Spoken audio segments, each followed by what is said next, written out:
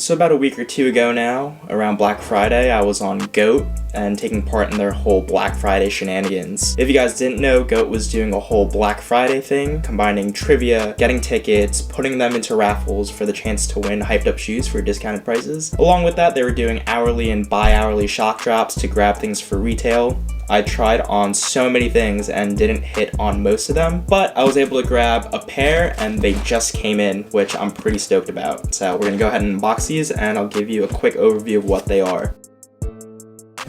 So the box is a dead giveaway here. It's clearly a Yeezy sneaker, if you couldn't tell by this cardboard pull-out cell box that we've become accustomed to. If we take a look at the size tag here, they're a size 10, which is half size up from my traditional 9.5 in most Jordans and New Balances. Yeezys in general fit pretty snug. The colorway, I'm not even gonna bother pronouncing, but these are the Supermoon Yellows, and I assume that word there consists of the few letters in Supermoon and yellow. And in opening these guys up, you get the standard tissue paper. And here are the shoes. And I'm actually shocked because within the box there isn't a GOAT sticker or any of the authentication tags, so I gotta check the shipping label, see where these actually came from. And for those that are curious, this is what the shipping label says, shipping department from California. So I guess they have a warehouse out there or something like that. In any case, they did come from GOAT and they are legit, so that saves me the sanity there a little bit.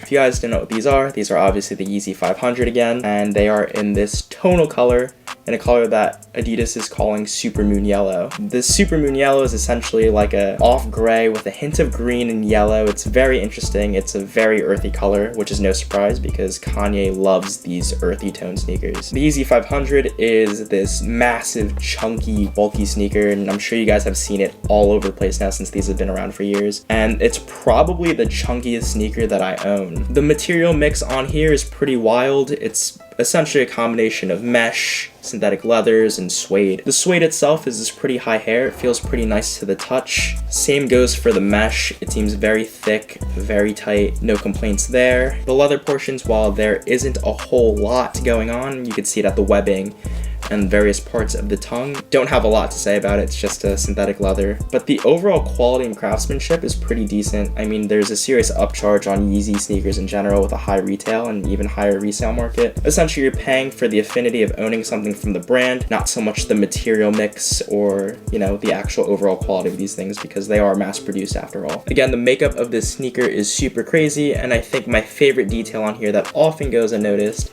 is the small piping hit of reflective material. So when these are hit by a flash of light, say from a camera, these things really pop in that one area. Definitely super cool and adds a bit of contrast to this tonal yellowish, greenish, gray sneaker. Moving down to the sole here, it looks super futuristic, super crazy, but shockingly enough, it's of old technology. These sort of ridges originated from Adidas's Feet You Wear technology that was famously seen on runners and old basketball sneakers, particularly Kobe sneakers back when he signed with Adidas in the late 90s. And this is sort of a second coming of it in the 21st century through these Yeezys, and what better model to display it on than this weird looking one. Unlike Yeezy sneakers like the 350 or the various 700s, these do not use Adidas's Boost technology, rather it's Adidas's Adiprene technology, which again has been around for quite some time now. Compared to Boost, these definitely have a stiffer ride and they're not quite as bouncy, but in any case, they're definitely super comfortable. I would not mind having these on my feet all day. And moving to the outsole here, you got this unique fingerprint traction pattern. Not sure how it actually wears in rigid conditions like snow or rain. I obviously haven't had a chance to wear this dead stock pair or my other pair of 500s in inclement weather, but for what they're worth, they do seem pretty sticky. I guess while talking about comfort as well, is a similar colored Supermoon Yellow insole with the Adidas Yeezy Ortholite branding, consistent with pretty much every other Yeezy model. So this Supermoon Yellow colorway was one of the first few early Yeezy 500 Desert Rats that were released in 2018-ish. Later consolidated to just the Yeezy 500. The history of the Yeezy 500 is a bit hazy for me, I'm not gonna lie. There are a few original colorways like the blushes and the utility blacks, but beyond that, I mean, I wasn't really following them too closely until recently. I will say though that these, along with pretty much every other Yeezy, seems to retro. We've most notably seen it with the restock of the Utility Black pair a week or two ago, along with a bunch of other 350s that, you know, came out back in the day and are now starting to retro. I think that falls in line with Kanye's promise of making the Yeezy a super widespread and readily available sneaker to everyone. So my advice to you, if you're looking for this pair of Yeezy 500s, particularly in the Supermoon Yellow colorway, or really any Yeezy 500, or really any Yeezy model in general, just keep your eye out. They'll eventually restock, or you could find them at some point. Just be patient. A few weeks ago, I grabbed a pair of Yeezy 500s before this one in the Stone colorway, ironically from Goat as well, for actually a really good price, a few bucks over retail, which isn't bad at all. If I didn't mention it earlier, which I don't think I did, retail price of the Yeezy 500 is $200, which is a kind of a high ask. As I mentioned, I grabbed a pair of the Stones, and wow, seeing them on camera, these things literally look like the exact same color, with this one being a tad yellower.